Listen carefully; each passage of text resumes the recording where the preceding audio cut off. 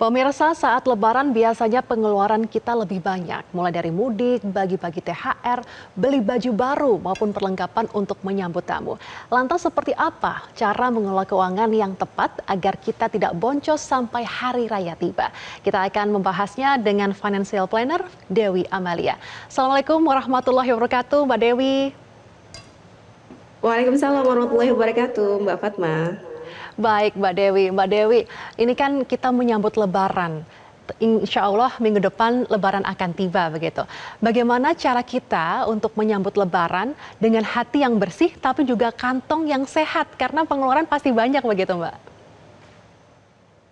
Ya, benar banget ya Mbak Fatma. Kalau kita ngomongin Ramadan dan Lebaran ya, ini tuh sebenarnya apa ya? Ramadan itu bukan cuman perubahan dalam ibadah ya, tapi juga ada perubahan dalam lifestyle kita, termasuk salah satunya konsumsi. Jadi makanya nggak heran sebenarnya kalau Ramadan ini jadi bulan tertinggi pengeluaran kita dibandingkan bulan-bulan sebelumnya. Dan ini sebenarnya normal banget ya Mbak Fatma ya.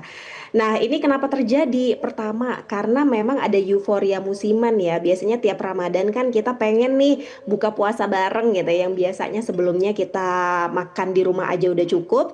Tiba-tiba sekarang jadwal buka puasa bareng itu banyak banget dan itu tentunya kan akan meningkatkan pengeluaran.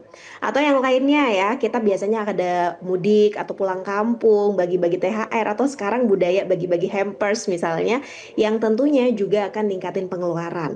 Nah, adanya euforia ini tentunya yang akan membuat kita itu nuansanya pribadi itu ngebuat kita lebih pengen ngeluarin uang lebih banyak. Dan alasan kedua sebenarnya ya Mbak Fatma itu karena ada kelebihan likuiditas. Di bulan Ramadan ini kan biasanya teman-teman tuh dapat THR ya, entah dapat THR-nya satu kali atau dua kali gaji. Nah, ketika di bulan-bulan tertentu kita udah kelebihan likuiditas, biasanya orang-orang itu kecenderungannya memang untuk belanja lebih longgar karena menganggap bulan ini itu kita punya uang lebih banyak dibandingkan bulan-bulan Oke. biasa Nah, gitu. bagaimana caranya agar kita bisa menyeimbangkan antara kebutuhan jelang Lebaran dan juga untuk kebutuhan sosial karena akan bagi-bagi THR. Bagaimana agar keuangan kita tetap sehat begitu, Mbak Dewi?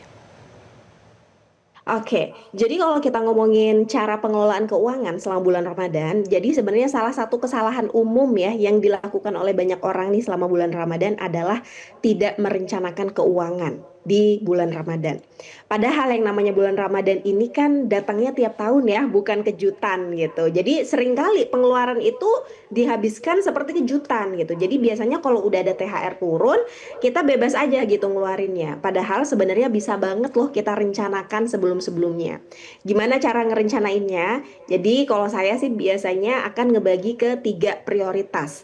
Prioritas pertama, kita harus bikin dulu list down mana sih pengeluaran-pengeluaran yang sifatnya untuk kewajiban kita. Misalnya bayar zakat. Nah, biasanya di bulan Ramadan ini kan kita akan wajib bayar zakat fitri, termasuk yang kedua adalah zakat mal Baik. buat teman-teman yang sudah wajib bayar zakat mal. Atau yang ketiga kita bayar utang juga itu kan kewajiban kita ya. Jadi kalau kita punya hutang konsumtif entah itu ke teman atau pinjol pay letter, kartu kredit itu juga wajib kita keluarkan lebih dulu karena itu kewajiban. Baru prioritas kedua adalah untuk kebutuhan. Nah, kebutuhan ini kita juga perlu list down. Kebutuhan kita selama Ramadan dan hari raya ini sebenarnya buat apa aja. Ya.